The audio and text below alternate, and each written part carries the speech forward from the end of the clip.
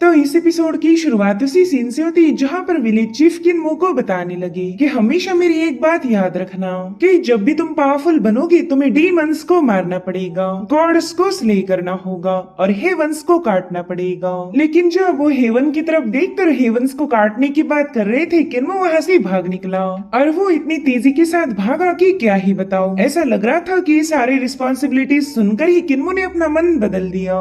Village chief तो ये सब देखकर ही उस पर काफी ज्यादा भड़क गए। वो कह रहे थे कि कमबख्त बच्चे जल्दी से मेरे पास वापस आ जाओ और फिर उन्होंने अपनी डिवाइन हैंड का इस्तेमाल करते हुए किन्मो को दबोच लिया। उसे तो एक बार फिर से विलेज चीफ के सामने पेश किया गया था।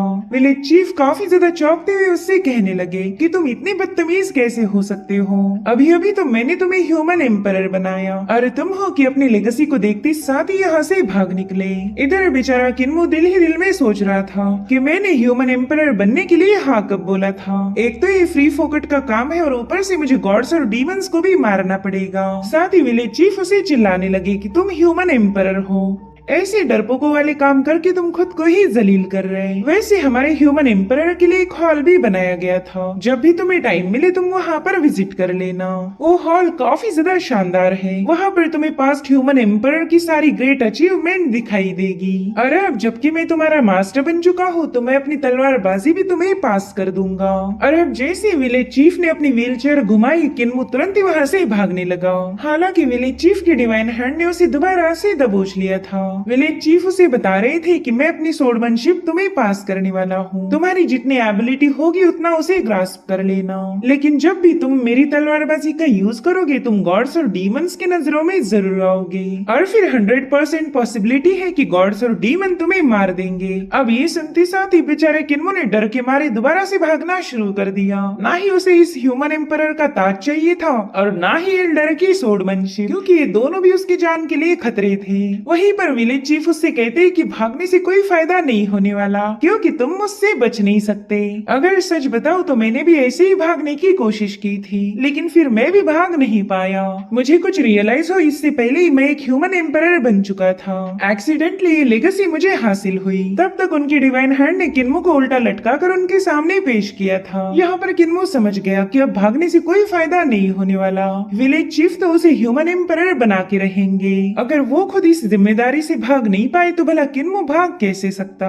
उतने में ही ग्रैनी सी और ग्रैंडपा ब्लाइंड वहाँ पर पहुँच गए। ग्रैनी सी कह रही थी कि चलो फाइनली ये बुड्ढा अपनी लेगेसी को पास डाउन करने के लिए तैयार हो गया, मेरा किन्मो अब ह्यूमन एम्परर बनेगा। लेकिन उनका एम्परर तो जोर जोर से चिल्ला रहा था कि ग्रैनी प्लीज मुझे बचा लीजिए। बेचारे किन्मो के आंखों में तो आंसू भी आ गए, जो देखते साथ ही ग्रैनी सी कहने लगी कि देखो तो मेरा किन्मो कितना ज्यादा खुश है। इस जनरेशन का ह्यूमन एम्परर बनने के बाद तो उसके आंखों से खुशी के आंसू आ रहे हैं। इधर किन्मो रोते हुए कहने लगा कि ये खुशी के नहीं बल्कि गम के आंसू हैं, प्लीज मुझे बचा लीजिए। हालांकि ग्रैनी सी उस पर तवज्जो नहीं देती। तभी ग्रैंडपा ब्लाइंड कहते कि मुझे तो किन्मो की आवाज से ही पता चल रहा कि वो चिल्ला चिल्ला कर हमसे मदद मांग रहा है। जिस पर ग्रैनी सी कहती कि ना ऐसी कोई बात नहीं, दरअसल हमारी चीफ इस दुनिया के सबसे ग्रेटेस्ट स्वॉर्ड सेंट है और उनकी लेगेसी मिलने की वजह से किन्मो काफी ज्यादा एक्साइटेड हो गया। इसीलिए तुम किन्मो के आंसुओं पर ध्यान मत दो, वो काफी ज्यादा खुश है। लेकिन उतने में हम देखते हैं कि ग्रैनी सी को काफी ज्यादा तकलीफ होने लगी। दरअसल उनका इनर डीमन उनकी बॉडी को कंट्रोल करने की कोशिश कर रहा था। जब से वो केयरफ्री सिटी से वापस आई थी तभी से वो डीमन काफी ज्यादा पावरफुल बन चुका है। हालांकि ग्रैंडपा ब्लाइंड को ये बात समझ नहीं आती कि ग्रैनी सी के साथ क्या हो रहा। किसी को खबर नहीं थी कि ली टियानशिंग ग्रैनी सी पर पूरी तरह से हावी हो चुका है। इधर विलेज चीफ की डिवाइन हैंड ने दोबारा से किन्मो को जमीन पर पटक दिया और अब तो किन्मो भी भाग भाग के थक चुका था। तो फाइनली ना चाहते हुए किन्मो ने ह्यूमन एम्परर की जिम्मेदारी उठाई। उसके चेहरे पर एक कौड़ी की भी खुशी नजर नहीं आ रही थी। लेकिन विलेज चीफ काफी ज्यादा खुश है कि फाइनली उन्होंने अपना बर्डन किसी और के कंधे पर सौंप दिया और अब वो अपनी सोर्ड आर्ट की पहली मूव के बारे में किन्मो को बताने लगे। वो कहते हैं कि मेरी पहली मूव का नाम था sword piercing the mountains and reverse. जहाँ तक मुझे याद है तुमने बचपन में ही इस मूव को मास्टर किया था, तो क्यों ना अब तुम्हारी एबिलिटीज को थोड़ा सा टेस्ट किया जाए। मैं मेरी पावर्स को 5 लुमिनरीज रेल्म पर सील करके तुम्हारा मुकाबला करूंगा, फिर पता चलेगा कि तुमने इतने सालों में कितनी प्रोग्रेस की है। अब ये सुनते साथ ही किन्मो ने तुरंत ही विलेज चीफ को मसाज देना शुरू किया। उसे लग रहा था कि यही एक मौका है ह्यूमन एम्परर बनने की जिम्मेदारियों को खुद से हटाने का। वो उन्हें बताने लगा कि बिना फायदे के तुम्हें कोई मुकाबला नहीं करता। तो क्यों ना इस चैलेंज पर एक छोटी सी बेट लगाई जाए। अगर मैंने आपको मुकाबले में हरा दिया तो आप मुझे ह्यूमन एम्परर नहीं बनाओगे। ये एम्परर वाला टाइटल मुझ पर जबरदस्ती थोपा नहीं जाना चाहिए। जो सुनते साथ ही विलेज चीफ जोर जोर से हंसने लगे। ओके तो ठीक है, मुझे तुम्हारी शर्त मंजूर है। अगर तुमने मुझे हरा दिया तो मैं ह्यूमन एम्परर का टाइटल तुमसे वापिस लूंगा। इतना ही नहीं, ये टाइटल तो मैं अपने साथ अपनी कब्र में लेके जाने वाला हूँ। अब कोई ह्यूमन एम्परर नहीं बन सकता। बस शर्त इतनी है कि तुम मुझे हरा के दिखाओ। अब ये सुनते साथ ही किन्मो काफी ज्यादा जोश में आ गया। वो कह रहा था ग्रैंडपा चलो हारने के लिए तैयार हो जाओ। और अब यहाँ पर किन्मो ने फटाफट से अपनी फाइव लुमिनरीज की पावर को एक्टिवेट कर लिया। उसका फॉर्म पूरी तरह से बदल गया था और अब किन्मो ने फटाफट से अपनी सोड को भी समन कर लिया। यहाँ पर किन्मो ने बड़े ही कूल अंदाज में अपने पोस्टर को भी रिवील किया था। और फिर देखते देखते यहाँ पर ब्लैक एंड व्हाइट कलर की सोड रेल्म क्रिएट हो गई, जिसमें इन दोनों का मुकाबला होगा। ये मुकाबला जीतना किन्मो के लिए काफी ज्यादा इम्पोर्टेंट है। अगर उसे ह्यूमन एम्परर की जिम्मेदारी से हाथ छुड़वाना है तो उसे इसे जीतना ही होगा। सो अब यहाँ पर किन्मो ने अपनी सोड को स्पिन करते हुए सोड कॉइलिंग आर्ट का इस्तेमाल किया, जो कि उसने यांगकांग की इंपीरियल एडवाइजर से ग्रास्प की थी। हम देख पाते हैं कि किन्मो की हजारों लाखों तलवार एक टोर्नाडो में बदल चुकी है। वहीं पर विलेज चीफ ने भी अपनी हेवी सोड को फॉर्म कर लिया और अब इन दोनों तलवारों में एक जोरदार क्लैश हो जाता है। लेकिन यहाँ पर विलेज चीफ की पावर काफी ज्यादा भयानक थी। उन्होंने तो किन्मो की सोड को डिस्ट्रॉय करते हुए उसे काफी दूर पटक दिया। इधर विलेज चीफ उससे कहने लगे कि चल जल्दी से वापस आ जा। तो किन्मो दोबारा से उनका मुकाबला करने के लिए तैयार हो गया। यहाँ पर किन्मो ने एक बार फिर से अपनी यूनिक सोड स्टाइल का इस्तेमाल किया था, लेकिन अंजाम वही था। विलेज चीफ ने एक बार फिर से उसे दीवार पर पटक दिया। हालांकि किन्मो हार मानने के लिए तैयार नहीं था। वो लगातार उन पर अपनी अलग अलग मूव्स का इस्तेमाल करने लगा और वहीं पर विलेज चीफ भी उसे अलग अलग अंदाज में पटकते जा रहे थे, कभी घर पर तो कभी कॉफिन में। एक बार तो उसे मुर्गियों के घर भेज दिया, जो कि किन्मो की पुरानी दुश्मन थी। यहाँ पर बाकी के सारे एल्डर्स भी किन्मो की इस धुलाई को विटनेस करने लगे। वो बेचारा भी इतना ज्यादा एग्जॉस्ट हो गया कि अपने असली फॉर्म में वापस आ जाता है। वो यहाँ पर दिल ही दिल में सोचने लगा कि बचपन में ग्रैंडपा चीफ ने मुझे सोड piercing mountains and river technique को सिखाया था। वो मूव अपने आप में ही काफी ज्यादा डोमिनेटिंग है और ऊपर से मैंने उसे यांगकांग की इंपीरियल एडवाइजर ने सिखाई हुई मूव्स के साथ कंबाइन किया। मुझे ऐसा लगा था कि जब ग्रैंडपा चीफ अपनी फाइव लुमिनरीज पावर को सील करेंगे उस वक्त मैं उन्हें आसानी से हरा सकता हूँ। लेकिन उन्होंने अपनी कल्टीवेशन को मेरे लेवल पर सील करने के बावजूद भी मैं उन पर अपना डोमिनेंस साबित नहीं कर पाया। वेल यहाँ पर किन्मो पूरी तरह से निराश हो चुका था। उसे रियलाइज हो चुका था कि वो चाहे कितना ही पावरफुल क्यों ना बने, विलेज चीफ का मुकाबला नहीं कर सकता। लेकिन फिर भी ह्यूमन एम्परर के टाइटल से पीछा छुड़वाने के लिए वो एक बार फिर से विलेज चीफ के साथ भिड़ जाता है और यहाँ पर भी विलेज चीफ ने उसकी अलग अलग एंगल से धुलाई की। इस बार किन्मो काफी ज्यादा मार खा रहा था और फाइनली विलेज चीफ ने अपनी एक शानदार मूव के साथ किन्मो पर एक जबरदस्त स्लैश रिलीज किया, जिससे तो किन्मो हवा की सवारी करते हुए काफी दूर जाकर पटक जाता है। वो कह रहा था कि मैंने सोड piercing the mountains and river technique को मास्टर करने की काफी ज्यादा कोशिश की। मैंने हमेशा इस आर्ट को रिफाइन करके उसे और ज्यादा परफेक्ट बनाने की कोशिश की, लेकिन मेरी इन एफर्ट्स का कोई फायदा नहीं हुआ। मैं इतनी कोशिशों के बावजूद भी ग्रैंडपा चीफ को हरा नहीं पा रहा। वैसे तो अभी तक मैंने हार मान लेनी चाहिए, लेकिन ये मुकाबला सिर्फ ह्यूमन एम्परर के टाइटल तक सीमित नहीं। दरअसल इस मुकाबले के जरिए मेरी सोड आर्ट और भी ज्यादा रिफाइन हो सकती। और अब यही सारी बातें सोचने के बाद किन्मो ने अपनी आंखें बंद कर ली। यहाँ पर वो अपने माइंड स्पेस में एक सोड आर्ट की प्रैक्टिस कर रहा था। उसने तलवारबाजी की अलग अलग मूव का अभ्यास करते हुए अपनी मूव्स को और भी ज्यादा स्टेबल बना दिया।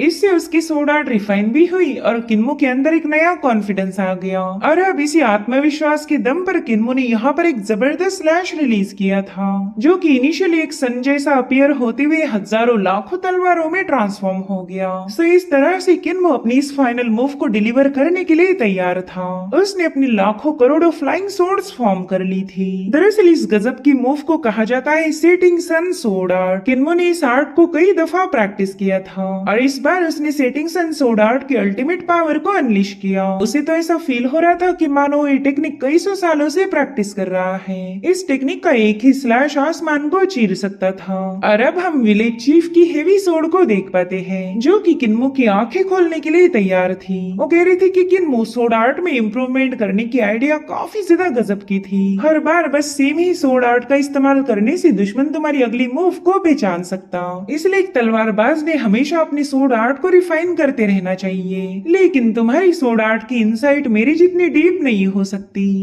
तुम जितनी ही बार अपनी सोड आर्ट को इम्प्रूव करने की कोशिश करोगे, उतनी ही बार तुम उसमें एक एक कमजोरी को शामिल करते जाओगे, यानी कि तुम्हारा हर एक नया चेंज एक नए फ्लॉ को क्रिएट करेगा। इसलिए तुमने अपनी सोड आर्ट को ज्यादा अल्टर नहीं करना चाहिए, ये तुम्हारे लिए खतरनाक साबित हो सकता। देखो, मैं बदलाव करने से मना नहीं कर रहा, लेकिन हमेशा चेंज लाने के लिए तुम्हें खुद के अंदर भी चेंज लाना पड़ता। तुम्हें तलवारबाजी को गहराई से समझना होगा, उसकी हर एक छोटी सी छोटी डिटेल को भी समझने की कोशिश करो। जिस दिन तुम तलवारबाजी की इनसाइट को ग्रास्प कर गए, उस दिन तुम यूँ समझ जाओ कि तलवारबाजी की हर एक सीमा को पार कर सकते हो। फिर ऐसी कोई सोर्ट टेक्निक नहीं रहेगी जिसका तुम यूज ना कर पाओ, और फिर उस वक्त तुम समझ जाओ कि तुमने डाओ को हासिल कर लिया। अब ये सुनते साथ ही किन्मो तुरंत ही उनके सामने घुटनों पर बैठ गया। दरअसल उसने विलेज चीफ के सामने हार मान ली थी। वो समझ चुका था कि वो एक सोर्ड सेंट का मुकाबला नहीं कर सकता। साथ ही अपना सिर झुकाकर उसने विलेज चीफ को अपना मास्टर भी बना लिया था। दूसरे एल्डर्स भी खुश हो गए कि चलो फाइनली किन्मो ने हार मान ली। वहीं पर विलेज चीफ उसे उठाते हुए कहने लगे कि ये सारी फॉर्मेलिटीज करने की कोई जरूरत नहीं, आज से तुम ऑफिशियली 37th ह्यूमन एम्परर बन चुके हो। खैर, किन्मो को ह्यूमन एम्परर बनाने के बाद विलेज चीफ अपने कमरे में वापस आ गए। ग्रैंडपा मास ने तो रूम में दाखिल होते साथ ही दरवाजा बंद कर लिया ताकि कोई उन दोनों की बातें सुनने न पाए। और फिर उन्होंने विलेज चीफ से सवाल पूछा कि बताओ, जब आप किन्मो का मुकाबला कर रहे थे तब आपने अपनी पावर्स के साथ क्या किया? आपने अपनी फुल पोटेंशियल का इस्तेमाल किया था। जिस पर विलेज चीफ चौंकते हुए कहने लगे कि ना, मैंने तो ऐसा बिल्कुल नहीं किया। तो ग्रैंडपा मास्क उन्हें बताने लगे कि आपकी तलवार से बहुत ही भयानक वाइटल एनर्जी रिलीज हो रही थी। आपने मुकाबला करने से पहले ही किन्मो से वादा किया था कि आप अपनी कल्टीवेशन को सेम उसी की लेवल पर यानी कि 5 लुमिनरीज पर सील कर दोगे ताकि ये मुकाबला पूरी तरह से फेयर हो जाए। लेकिन अगर आपने वाकई अपनी पावर्स को 5 लुमिनरीज realm पर सील किया होता तो आप sword piercing the mountain and river technique को बस 3 बार ही यूज कर पाते, लेकिन आपने 3 बार नहीं बल्कि 7 बार उस टेक्निक का इस्तेमाल किया है। अब देखो, मेरे सामने झूठ मत बोलना। आप दूसरों को तो उल्लू बना सकते हो, लेकिन मेरी आंखों में धूल झोंकना बिल्कुल भी आसान नहीं। जिस पर विलेज चीफ कहने लगे कि भला तू मेरी वाइटल एनर्जी की डेप्थ को क्या पहचानेगा? मैं एक सोर्ड गॉड हूँ, तो मेरी वाइटल एनर्जी तेरी इमेजिनेशन से परे है। अगर मैं अपनी वाइटल एनर्जी को केयरफुली कंट्रोल करूं तो मैं सोर्ड आर्ट को 3 बार नहीं बल्कि 10 बार भी स्ट्रेच कर सकता हूं। अब ये सुनते साथ ही एल्डर मास्क उन्हें गुस्से में घूरने लगे। तो विलेज चीफ तुरंत ही उन्हें कन्विंस करते हुए बताने लगे कि हर एक स्लैश में मुझे मिनिमम अमाउंट में वाइटल एनर्जी का यूज करना होगा, तभी जाकर मैं उसे काफी बार स्ट्रेच कर सकता हूँ। लेकिन ग्रैंडपा मास्क को कहाँ ही भला उन पर यकीन होने वाला था। वो कहते हैं कि अब सच बोल भी दो, यहाँ पर कोई तुम्हें जज नहीं करने वाला। तो विलेज चीफ भी समझ गए कि अब झूठ बोलने से कोई फायदा नहीं होने वाला, वो चाहे पूरी दुनिया को ही उल्लू क्यों ना बनाए। लेकिन ग्रैंडपा मास्क पर पैंतरेबाजी नहीं चलने वाली। तो फिर उन्होंने सच उगलना शुरू किया। वो कहने लगे कि किन्मो की वाइटल एनर्जी वाकई इम्प्रेसिव थी।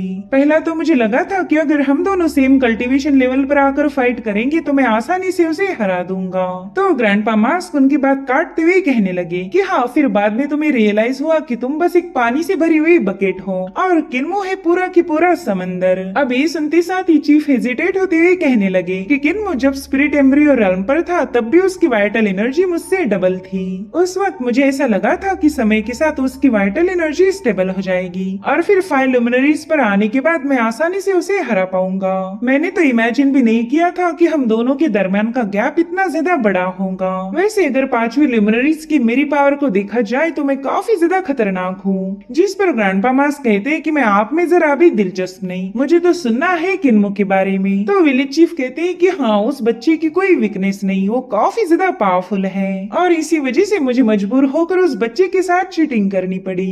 मैंने उसे भले ही बताया कि मैंने अपनी पावर को 5 लुमिनरीज पर सील किया है, लेकिन ऐसा बिल्कुल नहीं था और इसके बावजूद भी किन्मो काफी देर तक मेरे सामने टिका रहा। खैर, तुम मेरी पावर को अच्छे से जानते हो, इसलिए तुम ये बात तुरंत ही समझ गए। लेकिन प्लीज अब बाहर जाकर सबके सामने इसका ढिंढोरा मत पीटना, वरना मुझे काफी ज्यादा जलील होना पड़ेगा। सो गाइस यहाँ पर हमें पता चलता है कि विलेज चीफ ने तो किन्मो के खिलाफ जीतने के लिए चीटिंग की थी और ये उनकी मजबूरी थी। अगर वो ऐसा नहीं करते तो फिर किन्मो ह्यूमन एम्परर नहीं बनने वाला था। अरे अब ग्रैंडपा मास्क उनसे कहते हैं कि मैंने सुना था कि ह्यूमन एम्परर का सील किसी बहुत ही एंशिएंट इनहेरिटेंस से कनेक्टेड है। कुछ इनहेरिटेंसेस तो हजारों साल पुराने हैं। इनफैक्ट एक ऐसा सीक्रेट ग्राउंड है जिसे ह्यूमन एम्परर ने खुद फाउंड किया था। तो विलेज चीफ उन्हें बताने लगे कि हाँ, ये सारी कहानियां एक लेजेंड है जो हजारों सालों से जनरेशन टू जनरेशन पास होती जा रही। लेकिन अब इन दिनों ह्यूमन एम्परर सील की उतनी वैल्यू नहीं रही, इसी तो बस एक लोहे के टुकड़े जैसा माना जाता। तभी ग्रैंडपा मास्क कहते हैं कि मैंने इस सील के बारे में और भी कहानियां सुनी है, जिसके अकॉर्डिंग ह्यूमन एम्परर सील एक राजा की इंपीरियल सील से भी ज्यादा बड़ी अथॉरिटी को कैरी करता।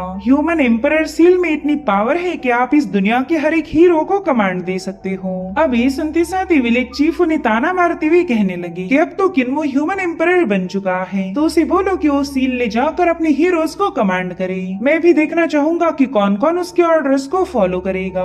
भले ही ह्यूमन एम्परर सील के पास एक बेहतरीन अथॉरिटी है, लेकिन आज तक कोई भी एम्परर उस अथॉरिटी को एस्टेब्लिश नहीं कर पाया। जो सुनकर ग्रैंडपा मास्क कहते हैं कि वो सील काफी ज्यादा खतरनाक है, जिसके भी पास वो एम्परर सील होगा उस पर हमेशा खतरे की तलवार टंगी रहेगी। लेकिन फिर भी आपने वो सील किन्मो के हवाले किया। तो विलेज चीफ अपने दिल पर पत्थर रखते हुए कहने लगे कि ह्यूमन एम्परर ये एक रिस्पॉन्सिबिलिटी है और साथ ही साथ एक बर्डन भी। जब ये जिम्मेदारी मुझ पर सौंपी गई तब मैं भी इसे कैरी नहीं कर पाया था और इसी वजह से मुझे अपने हाथ पांव खोने पड़ गए। मगर ये बोझ एक रिस्पॉन्सिबिलिटी है जिसे किसी न किसी को तो उठाना ही पड़ेगा और ये मैं बिल्कुल अलाउड नहीं कर सकता कि ह्यूमन एम्परर का सील मेरे साथ मेरी कब्र में जाए। इस दुनिया में कुछ बातें ऐसी है जो काफी ज्यादा भयानक होगी, लेकिन फिर भी तुम्हें उन्हें फेस करना ही पड़ेगा। इस कर्तव्य को पूरा करने के लिए तुम घायल भी हो सकते हो या फिर मर भी सकते हो, लेकिन जरूरी नहीं कि तुम इसमें कामयाब ना हो सकता है कि किन्मो इस काम को पूरी तरह से निभा पाए। अब ये सारी बातें सुनने के बाद ग्रैंडपा मास्क विलेज चीफ से कोई बहस करना नहीं चाहते थे। उन्हें अच्छे से पता है कि विलेज चीफ अपना इरादा बदलने नहीं वाले। तो विलेज चीफ से कहने लगे कि अब आपने किन्मो को ह्यूमन एम्परर बना ही दिया तो क्यों ना उसकी पावर्स को भी बढ़ाया जाए। अब हमने उसे हायर लेवल की टीचिंग देना शुरू करना चाहिए। तो विलेज चीफ ने भी उनकी बात मानते हुए अगले ही दिन से किन्मो की ट्रेनिंग लेना शुरू कर दी। वो उसे बताते हैं कि तुम्हारी सिंगल सोर्ड स्ट्रोक में ही ऐसी पावर होनी चाहिए कि तुम एम्परर के खून के समंदर बहा दो। और अब यहाँ पर हमें उनका पोस्टर दिखाया गया जिसमें वो बताते हैं कि मेरा होमलैंड पूरी तरह से डिस्ट्रॉय हो चुका, लेकिन मैं अकेला ही जिंदा बचा, वही पुराने कपड़े पहनकर। ये तो थी मेरी पहली टेक्निक जिसे कहा जाता है sword piercing the mountains and reverse. अब बात करते हैं मेरी सेकंड सोर्ड टेक्निक की जिसे कहा जाता है sword draws for the emperor era. इसे मास्टर करने में तुम्हें थोड़ी बहुत स्ट्रगल करनी पड़ेगी, लेकिन तुम्हारे लिए इतनी भी मुश्किल नहीं कि तुम इसे कॉम्प्रहेंड न कर पाओ। लेकिन अगर इसके बावजूद मेरी दूसरी टेक्निक्स की बात की जाए तो काफी ज्यादा मुश्किल है। तुम चाहे सोर्ड आर्ट का कितना ही नॉलेज गेन क्यों न कर लो, लेकिन तुम कभी भी मेरी दूसरी सोर्ड आर्ट्स को सीख नहीं पाओगे।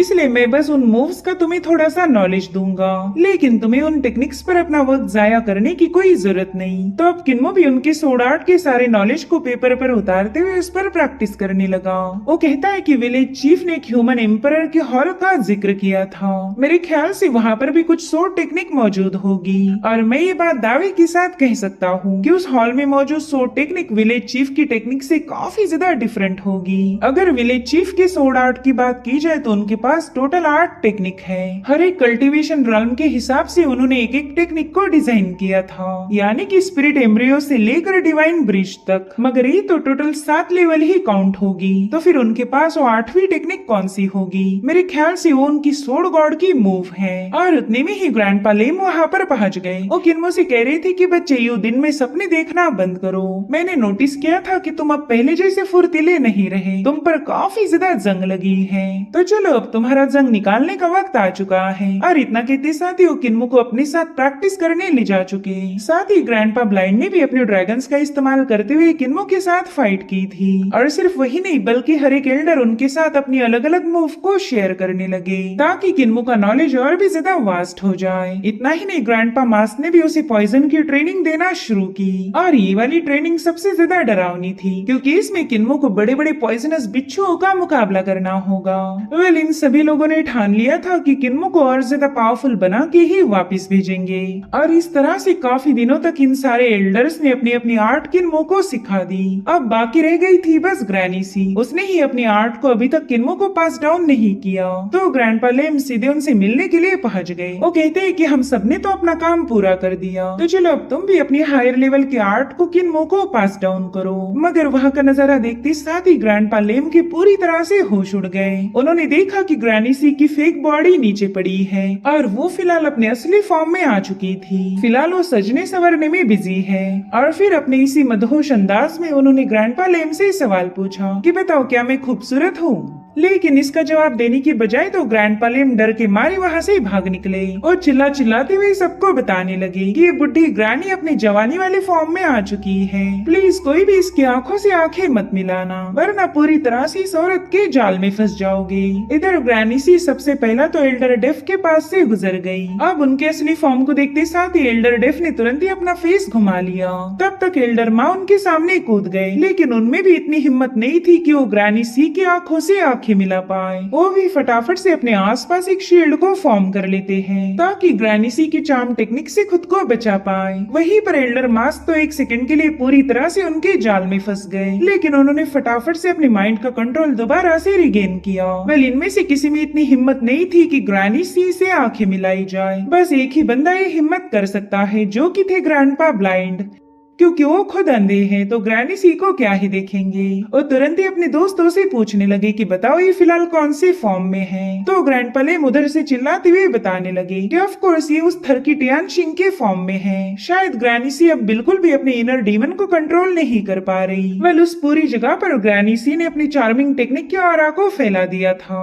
और अब वो अपने डांस मूव दिखाते हुए इन सबको बताने लगी कि शादी से पहले ही मुझे पता था कि मैं इस औरत के बिल्कुल भी लायक नहीं हूँ। सिर्फ मैं ही नहीं बल्कि इस दुनिया में ऐसा कोई नहीं था जो इसके लायक रहे, मगर फिर भी मैंने सी के साथ शादी करने का फैसला लिया, ये जानते हुए भी कि ये मुझे बिल्कुल पसंद नहीं करती। अब मैं उसका मास्टर था, इसलिए सी भी मेरे मैरिज के प्रपोजल को ठुकरा नहीं पाई। उसने अपने मन को मारकर शादी के लिए हाँ बोला और मैं उसी वक्त समझ गया था कि ये शादी की पहली रात ही मुझे खत्म कर देगी। मगर ये सब पता होने के बावजूद भी मैंने उसके साथ शादी की। मेरी भी यही ख्वाहिश थी कि वो अपने हाथों से मुझे खत्म करे, क्योंकि मुझे उसकी खूबसूरती से तहे दिल से जलन थी। तुम लोग ही सोचो कि भला एक औरत इतनी खूबसूरत कैसे हो सकती। सच बताओ तो मैं उसके साथ शादी प्यार की खातिर नहीं करना चाहता था, बल्कि मैंने शादी तो इसलिए की ताकि मैं उसकी बॉडी पर कब्जा कर सकूं। मैंने तो पहले ही प्लानिंग बनाई थी कि जैसे ये मुझे खत्म करेगी मैं इसकी बॉडी पर कब्जा कर लूंगा। और सच बताओ तो इसमें हम दोनों का भी फायदा था। ऐसी खूबसूरत औरत बनने का मौका भला किसे ही मिल सकता है। जिस पर एल्डर ब्लाइंड कहने लगे कि टियानशिंग, कहीं ये बात तुम भूल तो नहीं गए कि तुम एक मर्द हो। मुझे तो ये समझ नहीं आ रहा कि एक अच्छा खासा मर्द होने के बावजूद तुम्हें औरत बनने का शौक क्यों चढ़ा। जिस पर टियानशिंग कहने लगा कि आज तूने साबित कर दिया कि तू सिर्फ आंखों से नहीं बल्कि अकल से भी अंधा है। तो ये कभी समझ नहीं पाएगा कि एक औरत बनने की खुशी क्या होती है। मैं अपने इस खूबसूरती के दम पर किसी भी मर्द के दिल पर राज कर सकती हूँ। खैर, अब मैं यहाँ से जाने वाला हूँ ताकि अपनी इस औरतों वाली जिंदगी की शुरुआत कर सकूँ। और तुम बुड्ढों में इतना दम नहीं कि मेरा रास्ता रोक पाए। मगर उतने में किन्मो उसके सामने आ गया। वो टियानशिंग से कहता है कि जैसे मैं होली डीमन सेक्ट का लीडर हूँ, वैसे ही तुम भी वहाँ के लीडर थे, तो तुम्हें ऐसी हरकतें करते हुए शर्म आनी चाहिए। मुझे तो अब तुम्हें अपना सीनियर बुलाने में भी हेजिटेशन हो रहा। जो सुनते साथ ही टियानशिंग ने तुरंत ही अपनी चार्म टेक्निक की मदद से किन्मो को अपने वश में करने की कोशिश की और अब वो किन्मो के बाल पकड़ते हुए उससे कहने लगा कि अगर अब तुमने एक लफ्ज भी अपने मुंह से बाहर निकाला तो ये लेडी तुम्हारी गर्दन काट देगी और फिर तो मैं खुद ही होली डीमन सेक्ट को लीड करूंगा। इधर किन्मो तो पूरी तरह से उसके वश में आ चुका था। वो कहता है कि वाह, ये औरत तो कितनी ज्यादा खूबसूरत है, अगर ये मेरी पार्टनर बन जाए तो मजा आ जाएगा। लेकिन फिर किन्मो ने तुरंत ही खुद को याद दिलाया कि ये तो उसकी ग्रैनी सी है, वो इनके बारे में ऐसी बातें नहीं सोच सकता। वो खुद को ही बार बार बताने लगा कि ये तो थर की बुढ़ा टियानशिंग है जो कि मेरी ग्रैनी सी की बॉडी पर कब्जा करना चाहता। लेकिन टियानशिंग की इस चार्म टेक्निक से आजाद होना किन्मो के लिए काफी ज्यादा मुश्किल था और इसीलिए उसने मजबूर होकर अपनी आंखें बंद कर ली। इधर टियानशिंग को पूरा यकीन था कि कोई भी उसका रास्ता ब्लॉक नहीं करेगा और जो भी उसके रास्ते में आएगा वो उसे अपनी चार्म टेक्निक में फांस लेगी। मगर तभी एल्डर ब्लाइंड ने सीधे जाकर उसका रास्ता रोका। तो यहाँ पर टियानशिंग उन पर अटैक करने की कोशिश करता है, लेकिन ग्रैंडपा ब्लाइंड पूरी तरह से उस पर हावी हो गए। तो टियानशिंग गुस्से में उनसे कहने लगा कि अंधे, शुक्र मना कि मेरी वाइफ की कल्टीवेशन पोजीशन काफी ज्यादा लो है, वरना मैं तुझे ऐसी टक्कर देता कि तू जिंदगी भर याद रखता। सो इस तरह से फाइनली ग्रैंडपा ब्लाइंड के सामने टियानशिंग को हार माननी पड़ी। विलेज के एल्डर्स इतने पावरफुल होने के बावजूद भी टियानशिंग को रोक नहीं पाए थे, लेकिन ग्रैंडपा ब्लाइंड ने अंधे होने की वजह से टियानशिंग को कंट्रोल कर लिया। इससे ये बात साबित हो गई कि हर एक वीकनेस तुम्हें लूजर नहीं बनाता, बल्कि कभी कभार तुम्हारी कमजोरी ही तुम्हारे काम आएगी। और इसी के साथ एपिसोड यहीं पर एंड हो जाता है। Thank you so much for watching. Bye bye, take care.